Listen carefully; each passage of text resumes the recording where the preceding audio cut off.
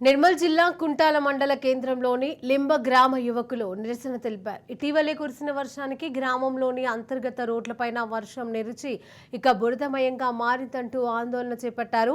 చిన్నపాటి వర్షానికే రోడ్డుపైన నీరు నిలవడంతో బురదమయంగా మారుతోందని, దీంతో ప్రజలు ఇబ్బందులు పడుతున్నారని ఆవేదన చెందారు. అధికారులు వెంటనే స్పందించి రోడ్డు మరమ్మతుల పనులను చేపట్టాలని యువకులు కోరుతున్నారు.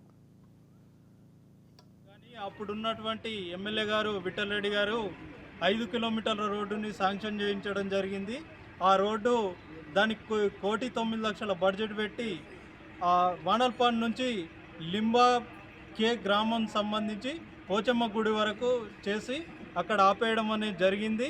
ఆ పోచమ్మ టెంపుల్ నుంచి లింబావి మూల చివరి వరకు ఈ 1 కిలోమీటర్ రోడ్ అయితే ఏదైతే ఉన్నదో ఇది చాలా సంవత్సరాల నుంచి పెండింగ్లు ఉన్నది. అస్తవ్యస్తంగా తయారైంది. ఎన్నో రోజుల నుంచి దీన్ని ఎందరో అధికారులకు చెప్పినాం కానీ ఎవ్వరు కూడా పట్టించుకోవడం లేదు. అంతేకాకుండా పిల్లలు బడికి వెళ్ళాలన్నా కానీ, రైతులు కూలీ పనులకు వెళ్ళాలన్నా కానీ చాలా ఇబ్బంది పడుతున్నారు. ఈ 1 కిలోమీటర్ రోడ్ ఏదైతే ఉన్నదో పోచమ్మ టెంపుల్ నుంచి లింబావి ట్రాన్స్ఫర్ వరకు ఈ